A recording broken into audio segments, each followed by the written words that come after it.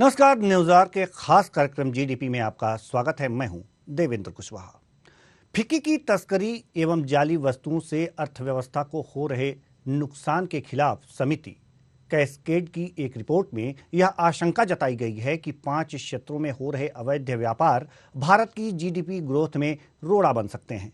कौन से हैं वे 5 क्षेत्र और कैसे इस रोड़े को दूर किया जा सकता है, आज जीडीपी में करेंगे इसी पर बात। तो आइए शुरू करते हैं जीडीपी।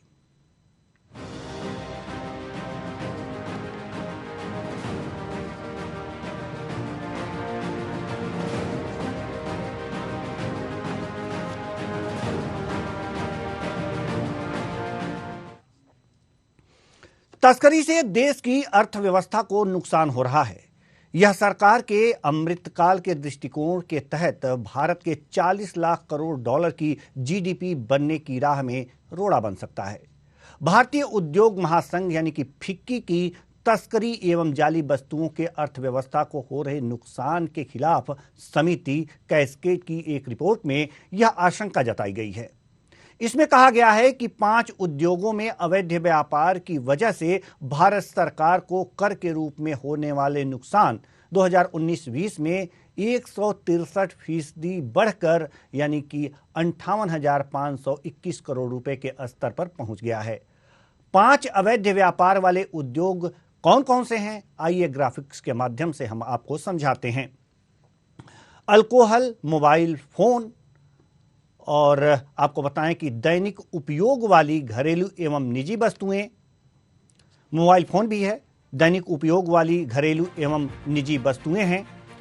साथ ही साथ पैकेट बंद खाद्य पदार्थ भी है जिसकी तस्करी के कारण ये सारी चीजें दिक्कतें आती हैं। तंबाकू उत्पाद है, जिससे कि ये 5 जो क्षेत्र हैं इनमें अवैध व्यापार के चलते जीडीपी की ग्रोथ रुक सकती है, यानी कि तेजी से नहीं बढ़ सकती, रोड़ा है। कर चोरी से होने वाले नुकसान में सबसे ज्यादा 227% की वृद्धि अल्कोहल और तंबाकू वाले उत्पादों के अवैध व्यापार से हुई है। फिक्की कैस्केड के चेयरमैन अनिल राजपूत ने कहा कि तस्करी के खिलाफ अंतर्राष्ट्रीय स्तर पर मजबूत अभियान चलाने की जरूरत है। यह अभियान तस्करी पर लगाम लगाने के लिए उपभोक्ताओं और युवाओं के बीच जागरूकता पैदा करेगा, जो राष्ट्र निर्माण में बाधा बन गया है। उन्होंने कहा है कि तस्करी को 21वीं सदी का अपराध करार दिया गया है। आज इसी मुद्दे पर हम चर्चा करेंगे और चर्चा के लिए जो हमारे साथ मेहमान मौजूद हैं उनसे परिचित करा दें आपको। हमारे साथ रमेश शर्मा जी जो वरिष्ठ पत्रकार हैं जुड़ चुके हैं, बहुत बहुत स्वागत है आपका हमारे इस कार्यक्रम में। साथ ही साथ जो प्रसिद्ध अर्थशास्त्री विनोद सिंह जी भी हमारे साथ मौजूद हैं, आपका भी बहुत बहुत स्वागत है हमारे इस कार्यक्रम में। जैसे कि सरकार हमेशा कह रही है, सरकार बराबर ये कह रही है कि 40 लाख करोड़ की जीडीपी की तरफ हम आगे बढ़ रहे हैं, लेकिन इनमें सबसे बड़ी बाधा जो है वो तस्करी का है। तस्करी, वो भी जो 5 प्रमुख क्षेत्र हैं, अल्कोहल, मोबाइल, दैनिक उपयोग वाली घरेलू एवं निजी वस्तुएं, पैकेट बंद खाद्य उत्पाद और तंबाकू उत्पाद, इनमें जो तस्करी होती है इससे जो है जो जीडीपी की ग्रोथ है, जितना हम अनुमान लगा रहे हैं उस ओर हम नहीं बढ़ पा रहे हैं। प्रसिद्ध अर्थशास्त्री विनोद सिंह जी, आपसे हमारा ये सवाल है कि आखिर तस्करी और जीडीपी में क्या संबंध है, जीडीपी की ग्रोथ में और तस्करी में क्या संबंध है? सबसे पहले हम आपसे यही समझना चाहेंगे। धन्यवाद। ठीक है, जैसा आपने सही बताया कि पांच प्रोडक्ट्स के ऊपर बात हुई है। Alcohol, mobile, packed foods, cigarette, daily need का product, even silk yarn and fabrics का भी एक्सपोर्ट हो रहा है। इंडिया में एक्सपोर्ट स्मगल्ड हो रहा है। ये तो लो रिस्क वाले हैं, हाई रिवार्ड्स, उसके प्रॉफिट ज्यादा है उसके अंदर। अगर जो आप देखें सिर्फ कि हम इंडिया में एक्सपोर्ट, आपसे मैं सिर्फ अल्कोहल की बात करूं, अल्कोहल हम मैन्युफैक्चरिंग के लिए बाहर भेजे तो हम उससे रेवेन्यू इंडिया में लाएं, डॉलर से इंडिया में आ सकता है। लेकिन जब वो अनरूटेड मार्केट से आएगा, गलत रूट से इंडिया में प्रवेश करेगा, तो जो हम इंडिया की प्रोडक्शन को हम यूज करते हैं वो हम दूसरे का यूज कर रहे हैं। इसमें सबसे बड़ा हमें कंट्रीब्यूशन करना पड़ेगा हमारे खुद के अपने देशवासियों को, ताकि वो उनको डिस्कार्ड करें। अभी हमारे फैंसी है, हमारे इंडिया में फैंसी है कि हम अमेरिकन या किसी बाहर भी प्रोडक्ट को एकदम वेलकम करते हैं। आप देखिए बीच में पहले दिवाली में ये लड़ियां सब चाइना मेड आता था। इवन मोबाइल फोन हम बाहर से इम्पोर्ट करते थे। अब मेड इन इंडिया स्टार्ट हुआ है, धीरे करके ड्राइव चली और इस बार देखा हमने कि हमने इंडियन मेड प्रोडक्ट से इस्तेमाल किया। तो इसमें सबसे बड़ा योगदान हमें खुद को करना पड़ेगा, जागरूकता अभियान चलाना पड़ेगा कि ये इस तरह की चीजों को डिस्क्राइब करें। प्लस ये जो जियोग्राफी है इंडिया की, इसको कंट्रोल करना पड़ेगा और आपस में वर्ल्ड से पूरी किसान कंट्री से बात करके, ताकि वो वहां से भी जो स्मगल होकर इंडिया की तरफ आ रहा है उसको वो रोके और यहाँ पे हम रोकें, तभी ऊपर कुछ आ पाएगा। अदरवाइज इसमें क्या है कि इतना बड़ा मार्केट है, अभी 19-20 का मैं देखा था 163% का ग्रोथ आया है। 58,000 करोड़ रुपीज का लॉस किया था तो इंडिया में आया है माल। अगर जो इंडियन प्रोडक्ट्स होता हम यूज करते तो हमें उसका बेनिफिट होता, जीडीपी में ग्रोथ आता है। जीडीपी में ग्रोथ के लिए हमें मल्टीपल लेयर्स पे काम करना पड़ेगा। सिर्फ हम यहाँ पे मैन्युफैक्चरिंग यूनिट्स लगाएंगे, मैन्युफैक्चरिंग बनने के बाद हम बाहर का माल यूज करेंगे तो वो हमारी जीडीपी को फिल करेगा। जी, तस्करी दो रूपों में हो रही है। तस्करी के दो रूप हैं, एक तो अंतर्राष्ट्रीय स्तर पर और दूसरा जो देश के अंदर तस्करी हो रहा है। जैसे शराब की तस्करी की मान लें तो जिस राज्य में बंद है, अगर जो बिहार में शराबबंदी लागू है तो शराब की तस्करी वहाँ पे हो रही है दूसरे राज्यों से। और अंतर्राष्ट्रीय तो जो जीडीपी ग्रोथ में रोड़ा है, हम आपसे ये समझना चाहते हैं कि क्या ये जो देश के अंदर जो तस्करी हो रही है अंतर्राज्यीय ये तस्करी रोड़ा है या अंतर्राष्ट्रीय स्तर पे जो तस्करी हो रही है वो रोड़ा है, या जो अंतर्राष्ट्रीय स्तर पे है वो मेन रोड़ा है, क्योंकि वो बाहर से आ रहा है और हम यहाँ से कंज्यूम कर रहे हैं। एटलीस्ट इंटरनल जो मूवमेंट है वो भी कंट्रोल करना बहुत जरूरी है। उस स्टेट की जीडीपी में कंट्रोल करने के लिए बहुत जरूरी है। अगर जैसे बिहार में नहीं है, गुजरात में नहीं है शराब, तो वहां की जीडीपी में इससे कंट्रीब्यूशन बहुत ज्यादा आता है, तो उसको भी करना जरूरी है। वो बॉर्डर को सील करना पड़ेगा, वहां पे विजिलेंट रहना पड़ेगा और मेन तो हमें इंटरनेशनल बॉर्डर्स को सील करना है जहां से एक्सपोर्ट होकर इंडिया में आ रहा है और हम उनका प्रोडक्ट यूज कर रहे हैं, हमारे प्रोडक्ट का इस्तेमाल करते हैं। जी ठीक है, हम वरिष्ठ पत्रकार विनोद शर्मा जी के पास जाना चाहेंगे। माफ कीजिएगा, रमेश शर्मा जी के पास जाना चाहेंगे। रमेश शर्मा जी, हम आपसे जानना चाह रहे हैं कि जो ये अंतर्राष्ट्रीय तस्करी हो रही है, चाहे शराब की हो, मोबाइल फोन की हो या फिर अन्य उत्पादों की हो, तंबाकू उत्पादों की हो, इनको रोकने के लिए कौन से कानून बने हैं और ये जो कानून जो बने हैं इनका कड़ाई से पालन क्यों नहीं हो पा रहा?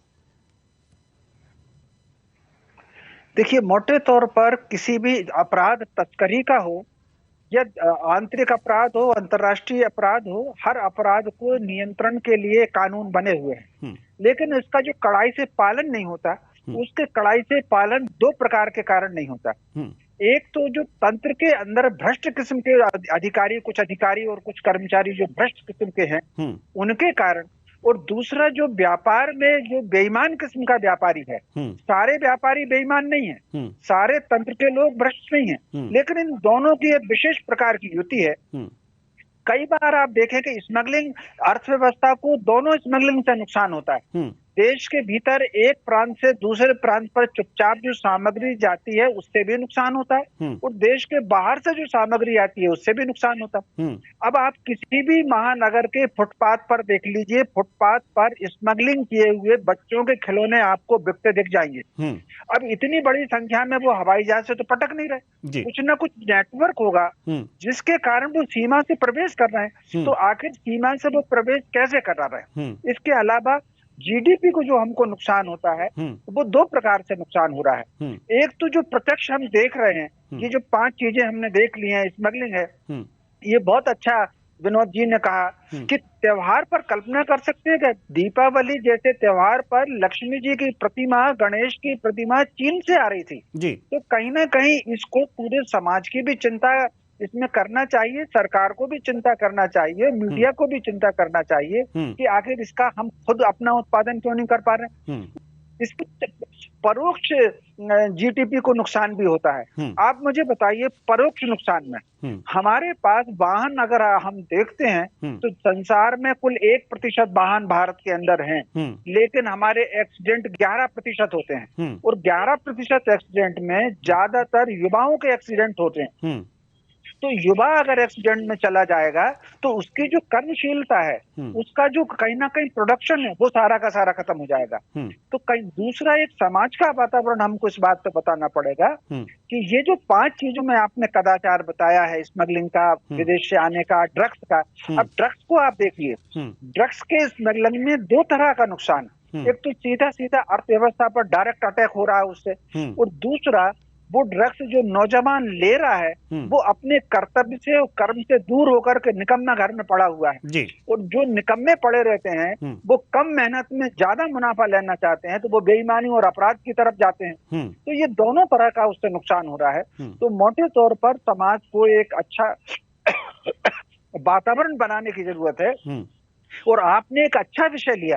इस विषय के माध्यम से समाज को ये संदेश जाए कि कहीं ना कहीं वो अपने कर्मशीलता पर, अपने पराक्रम पर, अपने पुरुषार्थ पर भरोसा करें, अधिक मेहनत करके आय अर्जित करें, और ये जो शरीर को नुकसान पहुंचाने वाली, अर्थव्यवस्था को नुकसान पहुंचाने वाली, देश को नुकसान पहुंचाने वाली ये जो चीजें हैं, इससे वो दूर रहें, तब हम अर्थव्यवस्था में हो पाएंगे। और निश्चित रूप से ये गौरव की बात है, विनोद जी एग्री करेंगे मेरी बात से, कि दुनिया की 90% जो अर्थव्यवस्था है उसको केवल 48 देश कंट्रोल कर रहे हैं, और उसमें से भारत एक है। यदि भारत ये ड्रग्स के मामले में, स्मगलिंग के मामले में, कदाचार के मामले में दूर हो जाए, मान करके चलिए कि हम अगले 2-3 वर्ष में टॉप पर आ जाएंगे। ठीक है। विनोद सिंह जी, हम आपसे एक सवाल लेना चाहेंगे कि जैसे कि अभी कुछ दिन पहले ही ये बातें सामने आई हैं हम लोगों के सामने कि केले के तने में मोबाइल फोन रख करके बांग्लादेश की तरफ उसे भेजा जा रहा था। तो एक तरह से ये जो तस्करों के ये नए रूप, नए प्रकार से कि किस तरह से हम तस्करी करके मोबाइल दूसरे देशों को भेजें और किस तरह से दूसरे देशों से तस्करी करके भारत में सामान को लाएं, इससे होने वाले राजस्व नुकसान को रोकने के लिए क्या बॉर्डर पे सिक्योरिटी जो है वो कम है या उसे और मुस्तैद करने की आवश्यकता है? जी सर, बॉर्डर पे सिक्योरिटी कम तो मैं नहीं कहूंगा है, लेकिन मुस्तैद प्लस रोटेशन की जरूरत है। एक्चुअली क्या होता है कि जब हम बॉर्डर पे किसी की ड्यूटी लगती है, वो कुछ लंबे समय तक वहां रहता है, तो दोनों तरफ के जो स्मगलिंग करने लोग हैं, यहाँ से भेजने वाले, उधर से रिसीव करने वाले हैं, वो दोनों काट-काट करने की कोशिश करते हैं। मैं ये नहीं कहूंगा कि बॉर्डर पे सब गलत है, लेकिन कोई भी व्यक्ति अगर जो वो वहां से स्मगलिंग हो रहा है, दैट मींस वहां पे कंट्रोल की कमी है, वहां पे कहीं कंट्रोल की कमी है, हमारे लोग व्यवहार में कुशलता की जरूरत है। हमें अगर हम मैन पावर रोटेशन स्टार्ट कर दें, हर थोड़े दिनों बाद आपको रोटेट कर दीजिए, तो फील्ड में है उसको बॉर्डर भेजिए, बॉर्डर में फील्ड में भेजिए, तो इसको एक्सपर्ट बनाइए जो किस तरह से आइडेंटिफाई कर सकते हैं स्मगलिंग किस तरह की होगी। जो यहाँ से जा रहा है, लेकिन वो भी हमारे रेवेन्यू हमें मिला बिना चला जा रहा है, वो एक्सपोर्ट होता तो एक्स्ट्रा रेवेन्यू मिलता, टैक्स बेनिफिट्स मिलता, दोनों कंट्रीज को नुकसान है। इसमें दोनों देशों को मिलकर बात करनी पड़ेगी, उनकी बॉर्डर सिक्योरिटीज और हमारे देश की बॉर्डर सिक्योरिटीज को बैठ के बात करनी पड़ेगी, तो हम कैसे इसको कंट्रोल कर सकते हैं। कानून सर ने बताया, ऐसे पत्रकार सर ने बताया कि कानून तो हमारे पूरे उसका पालन नहीं हो पाता है। अब हेलमेट लगा के चलना भी हमारे कानून में है, लेकिन जब हम चलते हैं और हेलमेट भी लगाए चलते हैं तो हमें दुर्घटना से बचने के लिए हेलमेट लगाए गए हैं, लेकिन हम हेलमेट ना लगा कर अपनी शान समझते हैं कि मैं बिना हेलमेट के चल रहा हूँ। दूसरा, जब हम पकड़े जाते हैं तो हम सोचते हैं कि दाएं करके कुछ यूपी के अंदर टेबल देके बच के निकल जाए, चालान से बच जाए।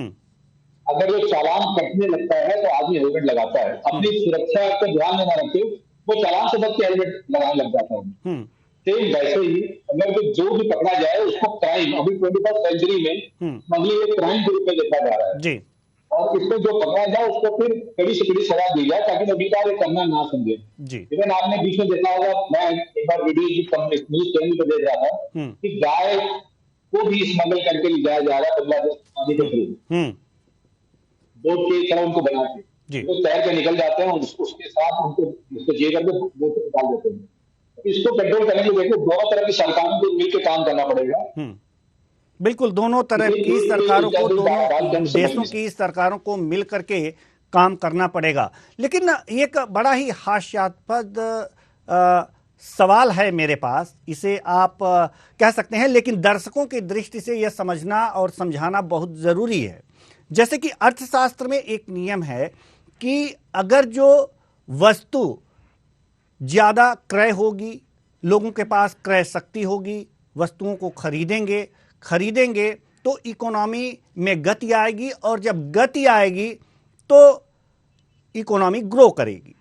सवाल यहां पर यह है कि अगर जो देश के अंदर इस तरह की तस्करी होती है, तो जैसे शराब की बात ले लें, मोबाइल फोन की बात ले लें, अंदर यह तस्करी अगर जो हो रही है एक राज्य से दूसरे राज्य में, तो एक तरह से इकोनॉमी तो ग्रो कर रही है, लोग उसे खरीद रहे हैं, कहीं ना कहीं खरीदते ही हैं, उसे खरीद रहे हैं और विक्रय भी हो रहा है। तो एक अर्थशास्त्र के सिद्धांत के अनुसार तो इकोनॉमी ग्रो कर रही है। फिर जीडीपी ग्रोथ में रोड़ा ये कैसे है? जैसा कि अभी आपने बताया कि अंतर्राष्ट्रीय या अंतरराज्यीय स्तर पर अगर जो इस तरह से तस्करी होती है तो दोनों विकास में रोड़ा है। तो ये रोड़ा किस तरह से, ये समझना चाहेंगे। हालांकि हंसने योग्य यह प्रश्न है, लेकिन दर्शकों को समझने और समझाने के लिए बहुत जरूरी है। जी सर, टैक्सेशन के पॉइंट ऑफ व्यू से जो भी इस तरह के प्रोडक्ट मार्केट में स्मगल्ड होते हैं वो ग्रे मार्केट से आते हैं, वो गवर्नमेंट के खाते में कहाँ चल रहे हैं? वो तो डायरेक्ट ब्लैंक में निकलते हैं, फैक्ट्री से निकलते हैं और वापस किसी के पास चले आते हैं, तो वो बुक्स में तो आ ही नहीं पाते। आपने प्रोडक्शन तो कर लिया बट बुक्स में आया नहीं, और वो आपने डायरेक्टली किसी को सेल कर दिया, तो जो टैक्स का जो टैक्स बेनिफिट है गवर्नमेंट का वो नहीं हो रहा है। ये तो टैक्स का लॉस है इसके अंदर। जी ठीक है। रमेश शर्मा जी, हम आपके पास आना चाहेंगे और एक क्षेत्र की और बात कर लें। हालांकि जो फिक्की है इसने इनमें इंक्लूड तो नहीं किया है, लेकिन हम बात कर लेते हैं गोल्ड की। गोल्ड की जीडीपी ग्रोथ में कितनी महत्ता है, सबसे पहले तो हम ये जानना चाहेंगे। और साथ ही इसकी जो तस्करी है ये भी हो रही है, क्योंकि ये कभी बसों के सीट के नीचे मिल जाती है, कभी ट्रेन के सीट के नीचे मिल जाती है बैग में। तो इसका क्या योगदान है? हालांकि इसे फिक्की ने नहीं इंक्लूड किया है, ये 5 क्षेत्रों को ही इंक्लूड किया है। जी, तो गोल्ड के बारे में क्या राय है? देखिए, सबसे पहले तो वो जो आपने मुद्रा का पूछा था, कि ये जो आपने विनोद जी से पूछा था, मैं उसको थोड़ा सा उनकी बात को आगे बढ़ाना चाहता हूं। जी, अर्थव्यवस्था के 2 स्वरूप होते हैं, एक मुद्रा का विस्तार होता है और एक मुद्रा का परिचालन होता है। जी, तो मुद्रा का परिचालन उसको कहते हैं कि एक मोबाइल है, वो भले ही चोरी का है, एक व्यक्ति ने खरीदा 5 रुपए में, दूसरे ने खरीदा 7 रुपए में, तीसरे ने खरीदा 9 रुपए में, तो वो एक चोरी का मोबाइल रोटेशन में है, इसको हम कहते हैं मुद्रा का परिचालन। उसमें चूंकि मूवमेंट हो रहा है पैसे का, ये जो मूवमेंट होता है इससे किसी को कोई लाभ नहीं होता। लेकिन एक दूसरा होता है जो मुद्रा का विस्तार कहा जाता है, उसमें उत्पादन बढ़ना सम्मिलित होता है। एक मोबाइल सेट के बजाय 2 मोबाइल सेट बने, 3 मोबाइल सेट बने, 4 मोबाइल सेट बने। पहली परिस्थिति में एक ही मोबाइल सेट है जो 4 ग्राहकों के पास गया है, दूसरी परिस्थिति में 4 मोबाइल सेट बने हैं। तो मुद्रा जो मजबूत होती है वो मुद्रा के विस्तार से मजबूत होती है। परिचालन से ठीक है कि थोड़ा बहुत लाभ हो जाता है आदमी को, लेकिन उससे मजबूत नहीं होती। दूसरा, आपने सोने का कहा है, एक समय हुआ करता था कि किसी भी व्यापार के केंद्र में स्वर्ण रहा करता था। जैसा कि आज अंतरराष्ट्रीय व्यापार के केंद्र में डॉलर रहती है, ठीक उसी प्रकार एक समय सोना रहा करता था। और सोने के दाम पूरे अंतरराष्ट्रीय बाजार में लोकल मार्केट के हिसाब से थोड़े बहुत 10-20% ऊपर नीचे रहते थे, लेकिन उसकी मान्यता पूरी दुनिया में थी। इसलिए अर्थव्यवस्था का आधार स्वर्ण को माना जाता था। जिस देश में जितना ज्यादा स्वर्ण होता था उतना ज्यादा उसको मजबूत माना जाता था। कई बार जब दो देशों के बीच में लेन देन होता था तो उन दोनों दो देशों के बीच में अधिकांश लेन देन मुद्रा से नहीं होता था, वो स्वर्ण से होता था। जैसे भारत कभी अगर सोने की चिड़िया रहा है तो भारत में सोने का उत्पादन नहीं होता था, हमारे यहाँ सोने की खदानें नहीं थी और ना सोने की फैक्ट्रियां थी। हमारे यहाँ से जो सामान जाता था, खास तौर से शिल्प का सामान जाता था, मसाले का जाता था, औषधियों का जाता था, वनोपज का जाता था, और इसके बदले भर करके जो सोने से जहाज आते थे उससे हमारे यहाँ स्वर्ण बढ़ा है। तो कुल मिलाकर के ये एक समय रहा करता था सोने की महत्ता अर्थव्यवस्था में। आज सोने की महत्ता अर्थव्यवस्था में कम हो गई है। आज अर्थव्यवस्था में जो महत्ता हो गई है वो डॉलर की हो गई है, मुद्रा के परिचालन की और मुद्रा के विस्तार की डॉलर हो गई है। तो कुल मिलाकर के इसलिए जो फिक्की ने सोने को नहीं माना है तो वो अर्थव्यवस्था के आधार के कारण इसको नहीं माना है। जी ठीक है, हम विनोद सिंह जी के पास आना चाहेंगे। जैसा कि अभी रमेश शर्मा जी ने कहा कि जो अर्थव्यवस्था पहले का लेन देन होता था एक दूसरे देशों से, वो स्वर्ण के हिसाब से होता था, जैसे सोने की चिड़िया का उदाहरण दिया रमेश शर्मा जी ने। अब ये जो लेन देन है वो डॉलर में हो रहा है, तो सोने को छोड़कर डॉलर की ओर क्यों अग्रसर हुई दुनिया, हम ये समझना चाहते हैं। जी सर, ये एक तो सोना जो है अभी भी सर ने बोला बिल्कुल सही है, सोने की अभी भी इम्पोर्टेंस जरूर है, लेकिन जब हम इंटरनेशनल मार्केट में ट्रेड करते हैं तो हमें करेंसी को आइडेंटिफाई करना। डॉलर ने अपने आप को मजबूत किया और हर उसकी मान्यता हर कंट्री के पास है। आप किसी भी कंट्री, किसी भी देश से आप आपस में व्यापार करना चाहते हैं तो अभी तो आपने देखा भी यूक्रेन रशिया वॉर के समय पे रशिया से हम अक्टूबर में ट्रेड कर भी रहे हैं, अदरवाइज बिना डॉलर के हम ट्रेड ही नहीं कर सकते। और सोने का लेन देन करना भी मुश्किल है। आप यहाँ से सोना लेके जाएंगे तो देंगे, डॉलर को आप करेंसी ट्रांसफर कर सकते हैं। तो करेंसी ने, डॉलर ने अपने आपको मजबूत किया और जिस कंट्री पर जितनी डॉलर है वो डॉलर वो कंट्री का मजबूत हो रहा है। तो हर सामान को खरीदने बेचने के लिए इंटरनेशनल मार्केट एक्सपोर्ट इंपोर्ट करने के लिए आपको करेंसी यूज करनी पड़ेगी। और अपने सारे वर्ल्ड में तो एक इंटरनेशनल के रूप में मान्यता दी, जिसकी वजह से डॉलर मजबूत हो गया। जी एक को हम सेकंड लेवल पर जी एक अंतिम सवाल हम रमेश शर्मा जी से लेना चाहेंगे और फिर हम उस तस्करी जैसे सब्जेक्ट पे आते हैं कि तस्करी रोकने के लिए अंतर्राष्ट्रीय कानून क्या हैं और कहां कमी है।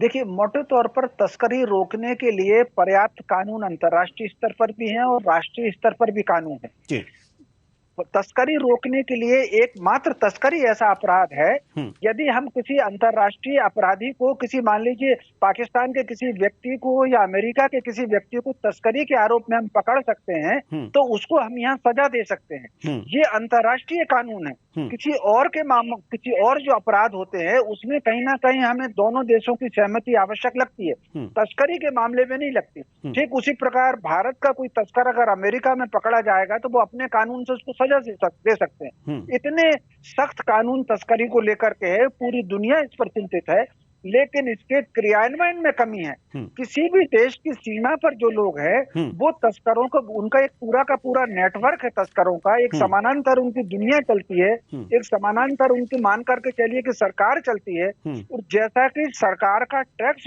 वसूलने का पूरा नेटवर्क है, ठीक उसी प्रकार मुनाफा को शेयर करने के लिए तस्करों का अपना नेटवर्क है। उसके लिए तो बहुत तगड़े अभियान की बहुत आवश्यकता है और अंतर्राष्ट्रीय स्तर पर आवश्यकता है। और कहीं ना कहीं भारत जैसे देश में जो मिशनरियां तस्करी रोकने के लिए लगी हुई हैं, उनकी नैतिकता की भी बहुत आवश्यकता है, तब इस पर हम रोक लग पाएंगे। जी बहुत बहुत धन्यवाद दोनों मेहमानों का, आप आए और इतने गंभीर विषय पे इतनी अच्छी जानकारी दी। तो कुल मिलाकर के देखा जा सकता है कि अगर जो भारत 40 लाख करोड़ की जीडीपी की ओर अग्रसर है और तेजी से इस लक्ष्य को प्राप्त करना चाहता है तो उसे तस्करी पर, वो भी 5 क्षेत्रों में तस्करी पर रोक लगानी होगी। ये जो 5 क्षेत्र हैं ये 40 लाख करोड़ की जीडीपी बनने की दिशा में रोड़े साबित हो सकते हैं, ऐसा फिक्की ने आशंका जताई है। तो फिलहाल इस कार्यक्रम में इतना ही, मुझे दीजिए इजाजत, नमस्कार।